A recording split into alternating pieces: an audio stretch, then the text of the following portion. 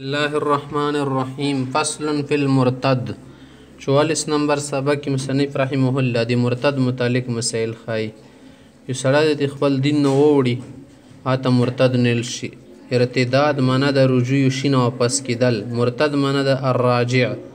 شرعا د دې معنا د الراجع عن دین الاسلام. دین اسلام نه یو سړی ووړي هغه ته مرتد نیلی شي، یا کفر کلمه په ژبې باندې جاري شي دې ته هم مرتد نیلی شي. نو مرتد کله یې سړی شي یا ښځه مرتد شي د دې وله میراث به څه مسله وي، څه طریقه به جوړو دا خبره دې ځای کې ښایي. اذا مات المرتد على ارتداده او قتل او لحق بدار الحرب وحكم القاضي بلحاقه. د مرتد دپاره درې خبرې دي، یا خو دا به شوي قاتل کړی شي، یا به قاتل نه بغیر خپله مړ شي مغورو ځکې ور مردور شي الله د موسط ارتداد نه، یا به د شي ته وشي کوم کفر العمل ته هغه ته وتښتي بس ځون خلاص کړي ځینه وځي. خو دا شی ته خبرې پیښې شي دي د مول تباله ګورو که نه ځنه مول هغې دي که ډلې د اسلام په حالات کې. دویم هغې کوم ورځو کې د مرتد و مغه حالت کې ګټلی. دریم هغه ده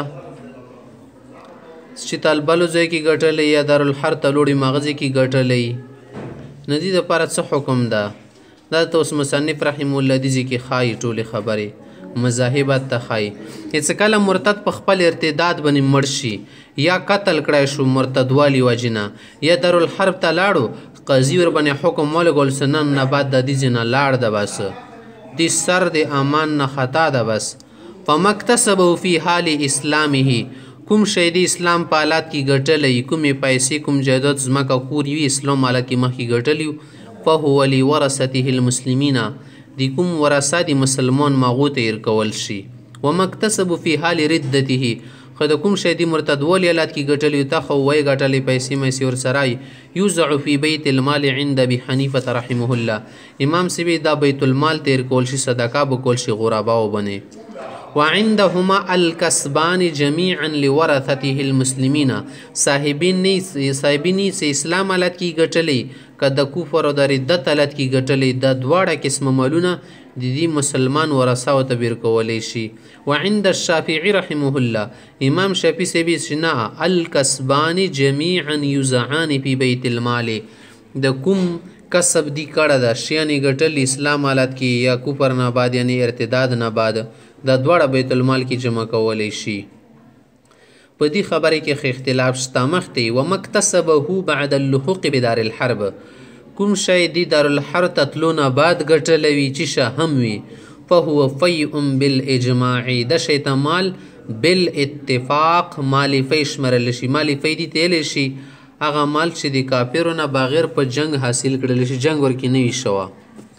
خدا خو د نر سړي مسله شه چې مرتد شي که بیا ښځه مرتد شي هغې څه مسله ده هغې سره پیسې جایداد ځنه ښځې ډېرې مالدارې دي چې وکسب المرتدتې مرتدې ښځې وله کومه ګټنه ده کمایي ده جمیعا لورثتها المسلمین دا ټول به مسلمان ورثاو ته ورکولی شي بلا خلاف بین اصحابنا په دې کې د موږ علماو هېڅ اختلاف نشته. مخته یوه بله مسله تخی چې کله سړی مرتد شي دا د چا نه میراث نشي وړی او دینه څوک نشي وړلی. ها که په یوې علاقې کې ډېر خلک سره مرتد شي په یوه ځای باندې هغو به یو بل نه میراث وړلی شي یعنې یو بل نه میراث بیا ورته میلویږي.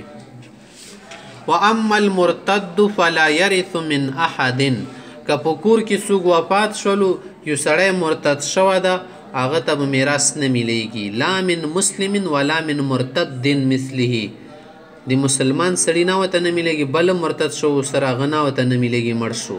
وکذلک المرتدة همداسې مرتدې ښځې ته میراث نه میلیږي الا اذا ارتد اهل ناحیة باجمعهم ها که د یوې علاقې وله خلک ټول سره مرتدین شي دارالحرب حکم کې بیا ځای ګرځي باجمعهم نه ټول په ټول بیا هغو خپل منځ کې چې کېږي میراث اخلي فحینئذ یتوارثون بیا خپل منځ کې میراث اخلي.